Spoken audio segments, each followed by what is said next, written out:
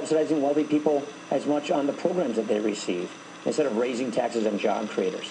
Using this kind of rhetoric to sell massive tax increases is not going to work to create jobs. It's just going to put people against each other. Are you for dirtier water or dirtier air? No, I'm not actually. Okay, so is that a lie?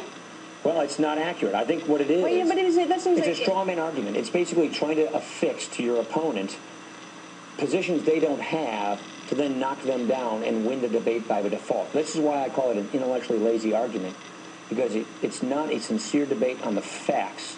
It's not a sincere debate on the people who disagree with you on their actual positions. And so to me, this is conflict. This is starting the campaign in 2011 when the election is not till 2012. The Thunder on the right. Call him now, 877-381-3811. Chairman Paul Ryan, how are you, sir? Hey, how you doing, great one? I'm doing great, thank you. I wanted to get into some of these issues you raised in your terrific speech the other day. Well, thanks.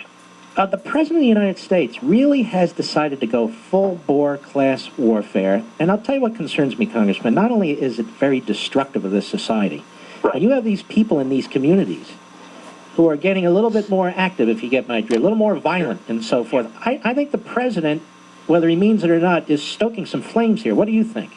Yeah, I don't think leaders should be sending these kinds of signals and stoking this kind of class resentment. Whether he, like you say, whether he means it or not, words have consequences. And the way I look at this thing, he can't run on his record. I mean, the policies aren't working.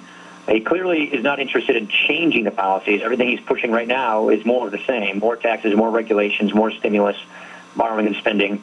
And so if he can't run on the record because the results are so bad, I guess they've chosen this tactic, which to me, it's just really disappointing, because pitting people against each other, speaking to people as if they're sort of stuck in a class for the rest of their life, and the government now its role is seen as helping them cope with it.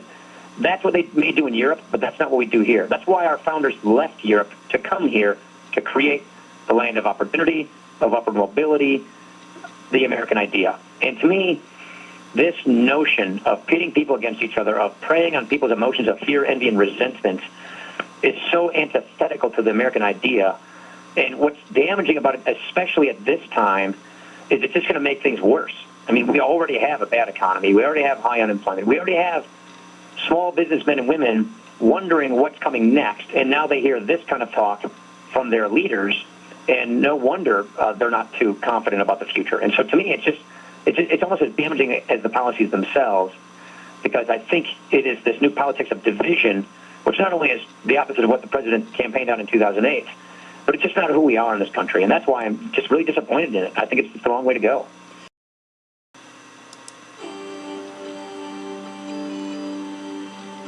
Listen up, patriots. We're in a political and cultural war with the left. If you believe in constitutional governance and equality of opportunity, join with us at Unified Patriots. Brothers and sisters, y'all come a-running.